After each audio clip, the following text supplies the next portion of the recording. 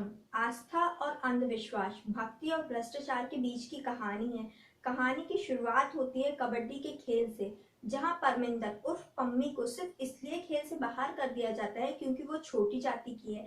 पम्मी जिस समाज से आती है वहां दो वर्ग में समाज को बांटा गया है, एक है ऊंची जाति के लोग और दूसरी है नीची जाति के लोग। ऊंची जाति के लोग हमेशा नीची जाति वालों को दबाते हुए आए हैं। आज पम्मी के घर में शादी है उसके बड़े भाई नोनी की। अब बारात को इन ऊंची जातियों के मोहल्ले से होकर जाना है, पर समाज के कुछ व्यक्ति हैं जो कहते हैं कि ऊंची जाति वालों को ये हमारा नाचना कूदना और उनके मोहल्ले से बारात ले जाना पसंद नहीं आएगा। पर नवयुवा पीढ़ी इस सब से परे जाके बोलती है हम आज भी अपनी जिंदगी नहीं जी पाएंगे तो हमारे समाज में रहने का मतलब क्या। बारात को ऊंची जाति वाले मोहल्ले से ले जाया जाता है, पर हालात इतने बिगड़ जाते हैं कि दंगे हो जाते हैं और पम्मी के भाई सत्ती जो कि उसका छोटा भाई है उसे हॉस्पिटल ले जाया जाता है। बहुत दंगे होने के बाद पम्मी जाती है पुलिस स्टेशन रिपोर्ट लगाने। यहाँ सत्ती की हालत बहुत ज्यादा खराब है। अब ये पता चल जाता है ऊंची जाति वालों को कि कंप्लेंट लिखाई गई है। वो हॉस्पिटल आते हैं और सारे डॉक्टर्स को एक कमरे में बंद कर देते हैं। अब यहाँ पर इलाज नहीं हो पा रहा है। वो बोलते हैं कि पम्मी से बोलो कि कंप्लेंट वापस ले, तभी सारे डॉक्टर को छोड़ा जाएगा और तुम्हारे बेटे का इलाज किया जाएगा। पर वो नहीं मानते हैं। अब इतने में यहाँ पर एंट्री होती है बाबा निराला काशीपुर वाला। ये मतलब बाबा इतने फेमस है कि वहां आते साथ ही भक्तों की भीड़ उमड़ पड़ी है। वो आते हैं, वो मसीहा के रूप में आते हैं और पम्मी की मदद करते हैं। वो ऊंची जाति वालों को फटकार लगाते हैं और साथ ही साथ सारे डॉक्टरों को बाहर निकालकर कमरे से सत्ती का इलाज शुरू करते हैं। सत्ती बचता है। बाबा निराला काशीपुर वाला ये जितना साफ सुथरा देखने में लगता है ना उतना ही राक्षस है अंदर से। ये जितने भी धर्म के नाम पर ट्रस्ट, स्कूल, आश्रम, हॉस्पिटल सब चला रहा है ना, ये सब काले धंधों को छुपाने के लिए चला रहा है। स्कूल और कॉलेज के नाम पर देह व्यापार किया जाता है और अस्पताल और हॉस्पिटल्स के नाम पर ड्रग सप्लाई की जाती है। वो अपने सारे काले धंधों को इन आश्रम की आड़ में छुपा लेता है। बाबा निराला काशीपुर वाला की फैन फॉलोइंग पिछले 4 सालों में इतनी बढ़ गई है कि राजनेताओं से लेकर हर गली के बच्चा तक इनकी पूजा करता है। सब इनको भगवान मानते हैं, पर इनके अंदर की काली सच्चाई कोई नहीं जानता। पम्मी भी उनसे इम्प्रेस हो जाती है और बोलती है इस बाहर की दुनिया में ऊंची जाति का भेद है, मैं इसके परे जाके बाबा के क्यों ना आश्रम में साध्वी बन जाऊं, कम से कम वहां ऊंच नीच का भेद तो नहीं होगा। सात्विक बनने की बात सुनकर सत्ती पहले उसे मना करता है, पर जब पम्मी समझाती है कि इस बाहर की दुनिया में कुछ नहीं रखा है, तू भी आश्रम में सेवादायी बन जा, वो मान जाता है। वो बोलता है सही बात है, इस बाहर की दुनिया में लड़ाई करने से अच्छा है कि आश्रम में शांतिपूर्ण जीवन अपना व्यतीत करूं। वो मान जाता है। पम्मी का भर्ती तो आश्रम में बहुत आसानी से हो जाती है, पर सत्ती की नहीं होती। बाबा उससे बोलते हैं यदि तुम्हें आश्रम में भर्ती होना है तो तुम्हें परीक्षा देनी होगी। वो उसे परीक्षा देने बोलते हैं 1100 लड़कियों का विवाह करा रहे हैं जो कि समाज से प्रताड़ित है, उनमें से एक से तुम्हें शादी करनी होगी। पहले सत्ती नहीं मानता है, पर जब उसकी शादी होती है बबीता से जो कि एक वैश्या का जीवन जी चुकी है, वो धन्य हो जाता है उससे मिलकर। वो इतनी खूबसूरत है और इतनी समझदार है। अब सत्ती ने भी सब कुछ भुलाकर बबीता को अपना लिया है। बबीता और सत्ती सभी आश्रम में रह रहे हैं। यहाँ पम्मी भी आश्रम में है, कबड्डी की प्रैक्टिस करती है और जल्दी आश्रम की तरफ से कबड्डी में खेलने वाली है। यहाँ पर बोलते हैं ना साम्राज्य, साम्राज्य कितना भी बड़ा हो, साम्राज्य बड़ा तो रावण का भी था, पर अंत होना तय है।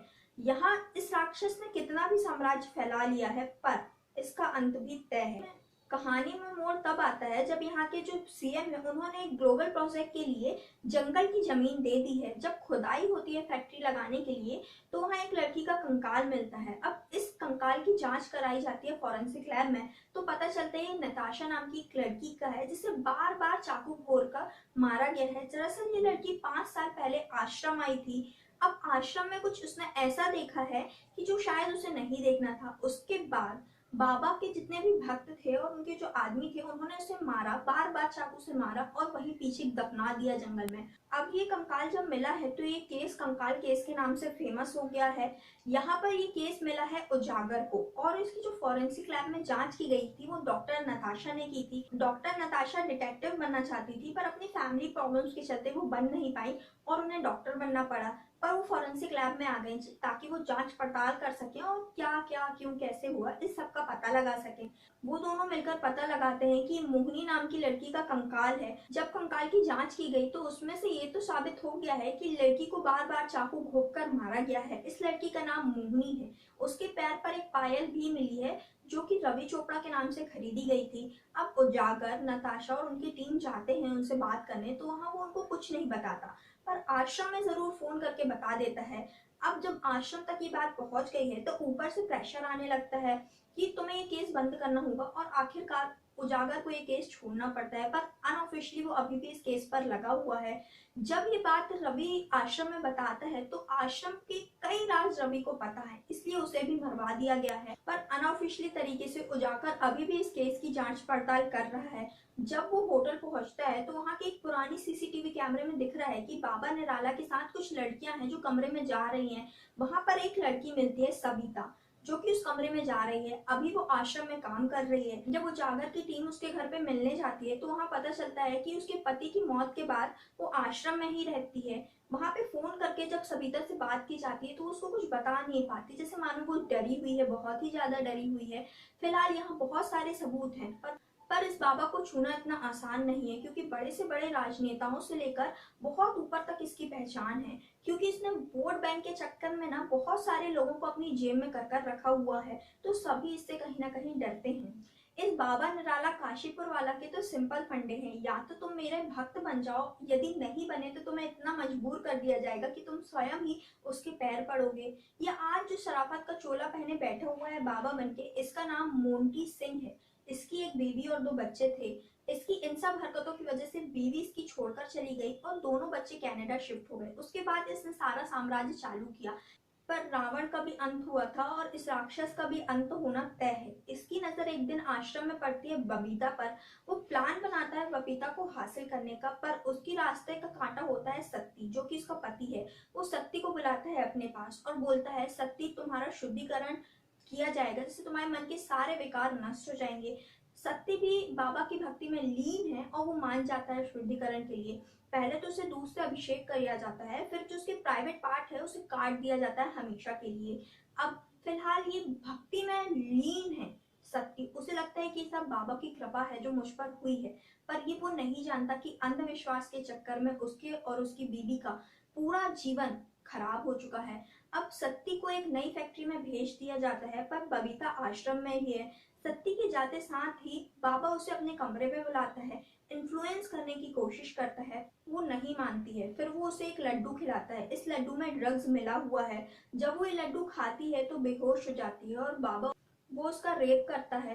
पर यहाँ पर सीरीज खत्म नहीं हुई है। यहाँ बहुत सारे क्वेश्चन हमारे पीछे छोड़ गई है। यहाँ पर हमें बाबा ध्यान की मुद्रा में बैठा हुआ नजर आ रहा है और एक क्वेश्चन भी छोड़ दिया है, क्या आस्था ही अंधविश्वास है, क्या भक्ति ही भ्रष्टाचार है? ये सारे सवाल हमें इसके नेक्स्ट सीजन में देखने को मिलेंगे। जल्दी इसका नेक्स्ट सीजन आएगा तो मैं आपके लिए इसकी स्टोरी लेकर आ जाऊंगी। बने रहेगा मेरे चैनल पर। Thank you.